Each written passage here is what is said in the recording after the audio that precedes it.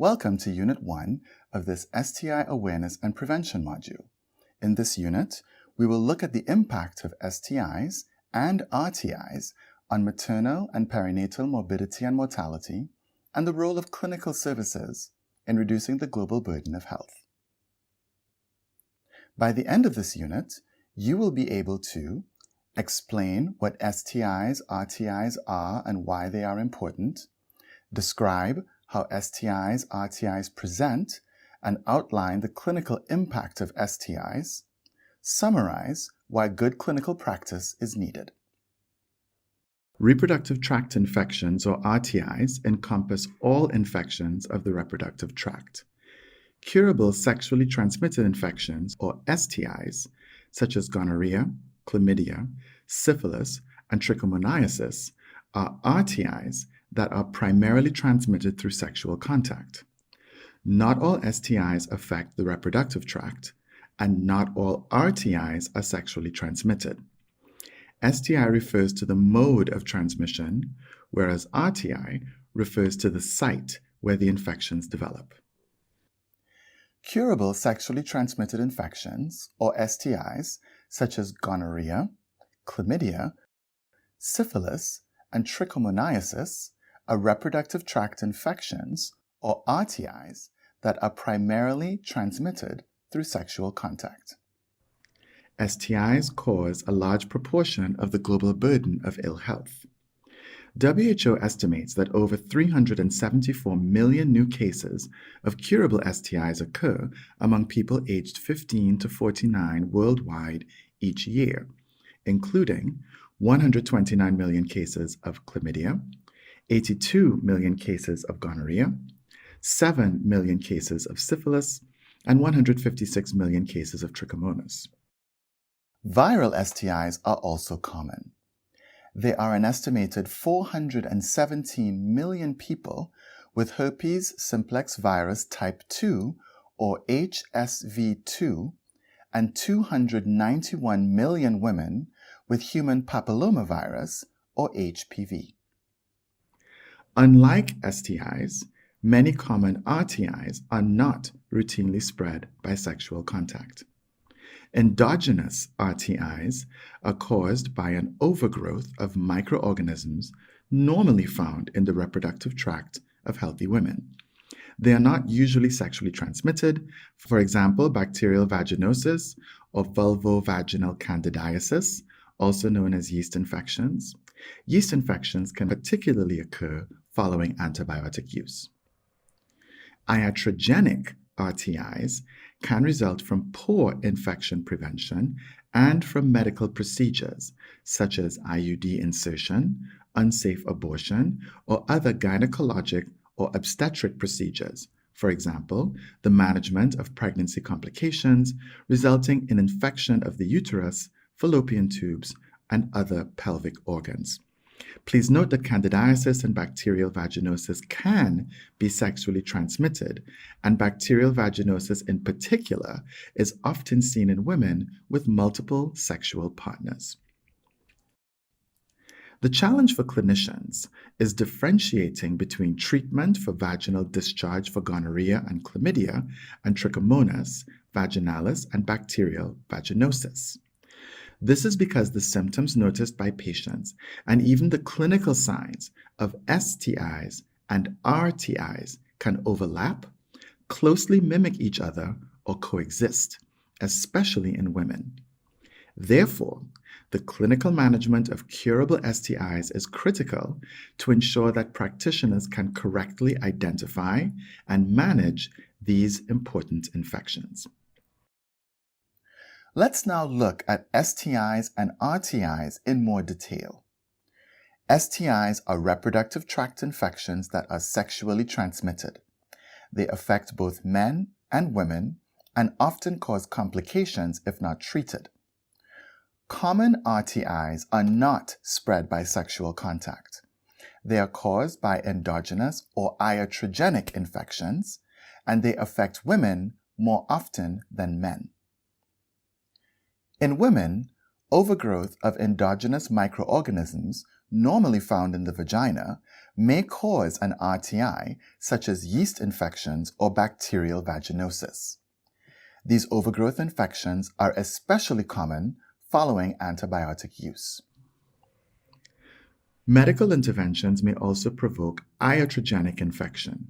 This can occur in several ways. Endogenous organisms from the vagina or sexually transmitted organisms in the cervix may be pushed into the upper genital tract during transcervical procedures. This can cause serious infection of the uterus, fallopian tubes, and other pelvic organs.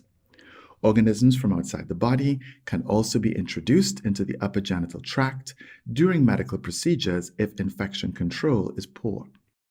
STIs can also be transmitted through unscreened blood products and from mother to child. In men, STIs are much more common than endogenous or iatrogenic infections or RTIs. But for women, non-sexually transmitted RTIs are often more common than STIs. The challenge for reproductive health settings is that the symptoms and clinical signs of STIs and RTIs can overlap or even coexist, especially in women. For reproductive health, the consequences of untreated STIs are significant.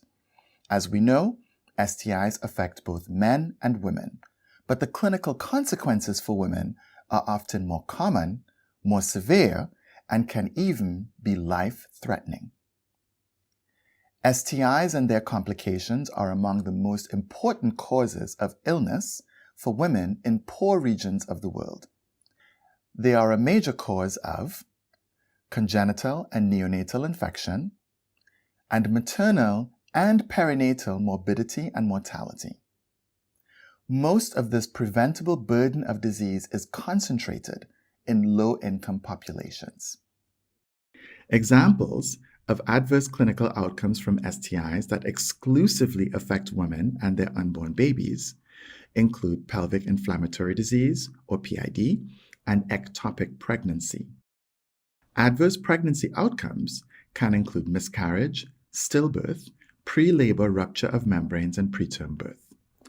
STIs also increase the risk of HIV transmission, can cause cervical cancer, and are a major cause of congenital and neonatal infection.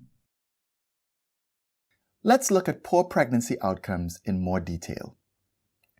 Infection within the placenta or amniotic sac, chorioamnionitis, due to endogenous or sexually transmitted organisms, is a cause of late spontaneous abortion and stillbirth. And as discussed, infection may lead to pre-labor rupture of membranes and preterm labor.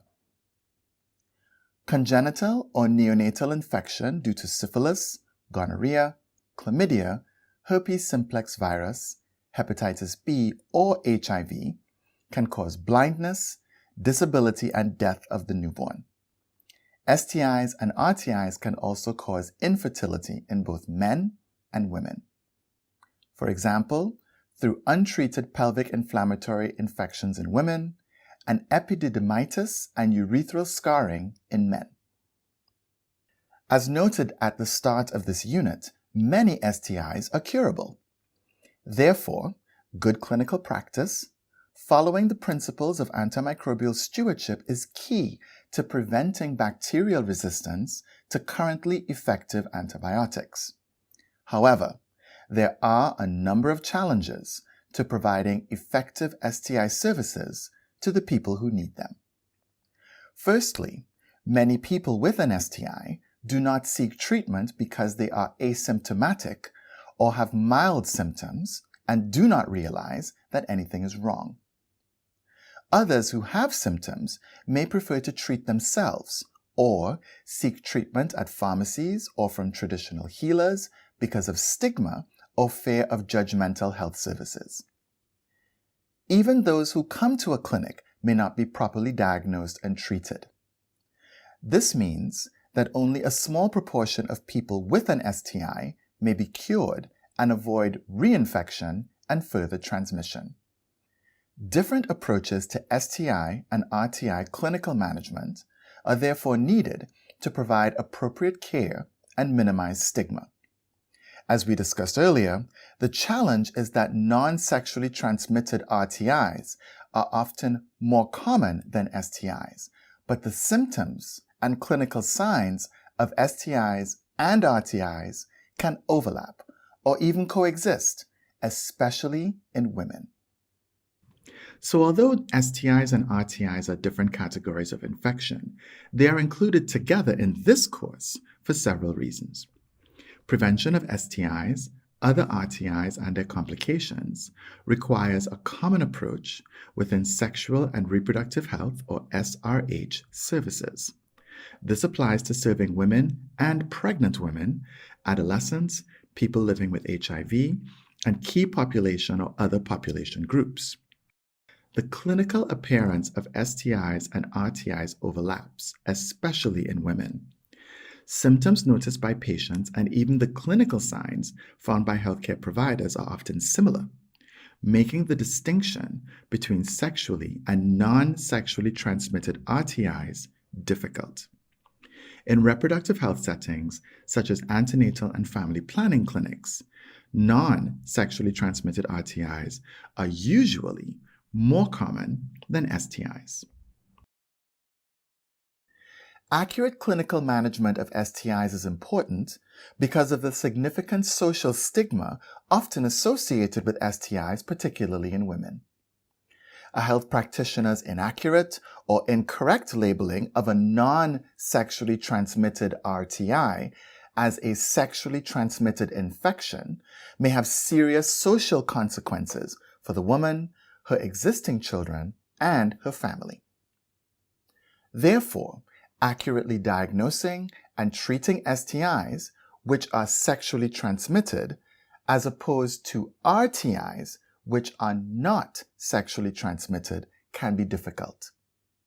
But it is very important that the health practitioner pay close attention to accurate clinical management of these clinical issues, particularly in pregnant women.